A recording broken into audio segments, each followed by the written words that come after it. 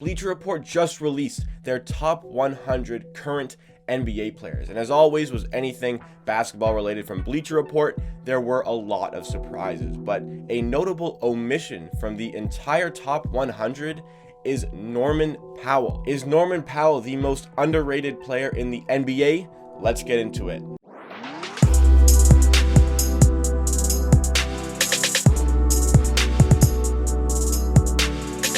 Welcome to Amateur Hour Sports, everybody. This is Jacob Patterson here talking about how Norman Powell was snubbed from the top 100 list made by Bleacher Report, a list they make every year. And to be a little bit fair to Bleacher Report, there was a bit of an honorable mention section where Norman Powell was featured, and I don't think that's enough. Norman Powell is easily, you can't tell me there are 100 better players than Norman Powell in the NBA. It's absolutely ludicrous to say that he is not in the top 100, especially considering some of the names that made it onto that list instead of Norman Powell. Just going through the top of the list, right at the 100 spot, Donte DiVincenzo made the top 100 players list, and I'm a bit of a fan of Donte DiVincenzo. He has seriously profited from being an unbelievable performer in the NCAA tournament. I mean, in the national championship game, he absolutely lit it up with Villanova, and that's probably what got him drafted to the Milwaukee Bucks. And he is a decent player, but there's no way he is better than Norman Powell. DiVincenzo, who is a point guard or shooting guard, but typically plays as a shooting guard for the Milwaukee Bucks. Norman Powell, a shooting guard for the Raptors.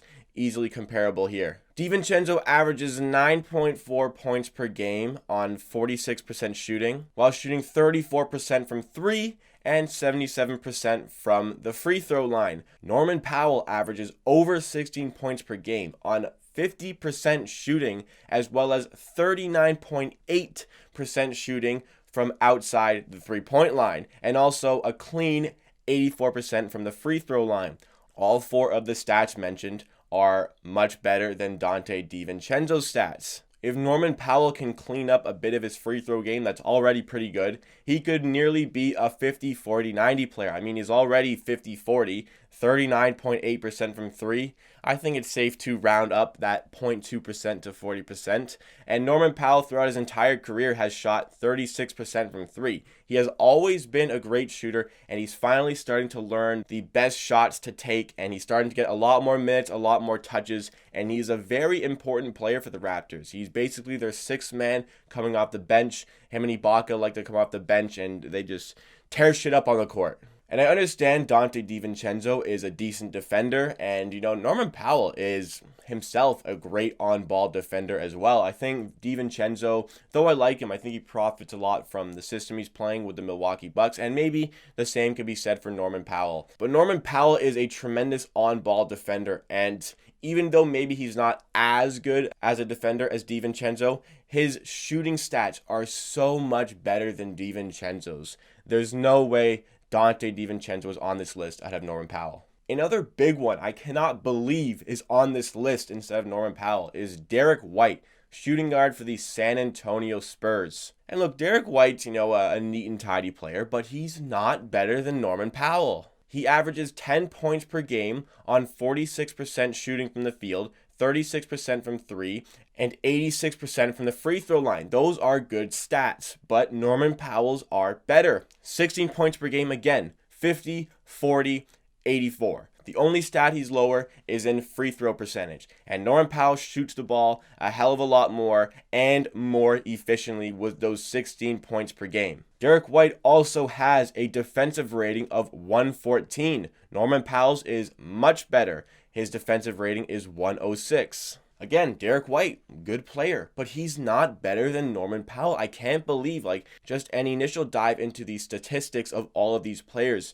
just seriously highlights Norman Powell is better. I don't even care if he's high on the list. He doesn't need to be high on the list, Norman Powell, but surely he's in the top 100. Surely he's better than Derek White. Maybe I can live with the DiVincenzo thing because he's a good ball handler, having had experience as a point guard, but there's no way Derek White is on this list and Norman Powell is not. It's incredible the journey that Norman Powell has taken in the NBA because he was drafted 46th overall. Yes, a second round pick by the Milwaukee Bucks, but for the Toronto Raptors. He was involved in the Grievous Vasquez trade. We sent the Bucks Grievous Vasquez, and they gave us the rights to that pick, the Norman Powell pick, as well as a first round pick for a later year. I cannot believe we got Norman Powell and a first round pick for Grievous Vasquez. I mean, sure, Grievous Vasquez was, a decent bench option, but Norman Powell is better than Grievous Vasquez ever was for the Toronto Raptors, and we also got a first round pick. He has always been a hard worker, just trying to continuously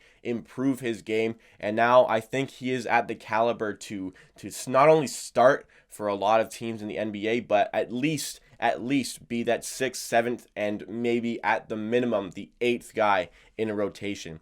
He is a very, very efficient shooter. He gets out of the way of the other players, of your ball handlers, the players you want to be, taking the most touches, finds his spot, and when you give him the ball, he can hit those daggers. He can hit those big shots, and he has done so over the course of this season. By the way, the current Eastern Conference Player of the Week, the current holder, is still Norman Powell because we don't have any other NBA to compare it to.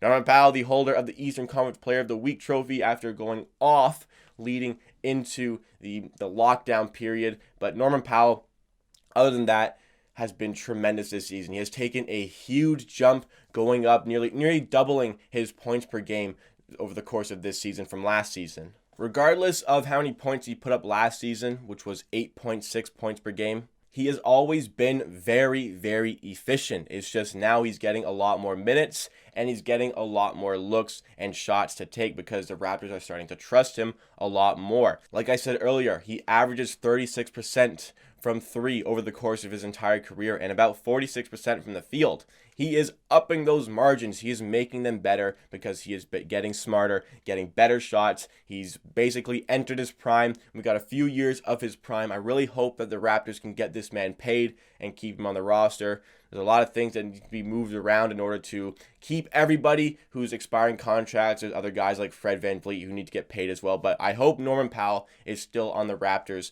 for the foreseeable future because he is a great asset to have for your organization. All the way from a 46th overall pick to being one of the main contributors to one of the best teams in the NBA, Norman Powell also got his ring. What a career he has made from being a 46th overall pick. Norman Powell is one of the most underrated players in the NBA. I can't believe he was not in the Bleacher Report Top 100. That wraps up this video. Thank you so much for watching. If you are still here, please like the video if you like and subscribe to Amateur Sports for more content just like this, really honing in on that Raptors content lately. I hope everybody's enjoying. A lot of new faces, a lot of new subscribers here. Hope everybody is enjoying the Raptors content. Make sure you show your love to Norman Powell. He deserves it. Do not take this man for granted. At the end of the day, I believe what I say, and if you disagree, that's okay. We'll see you again next time.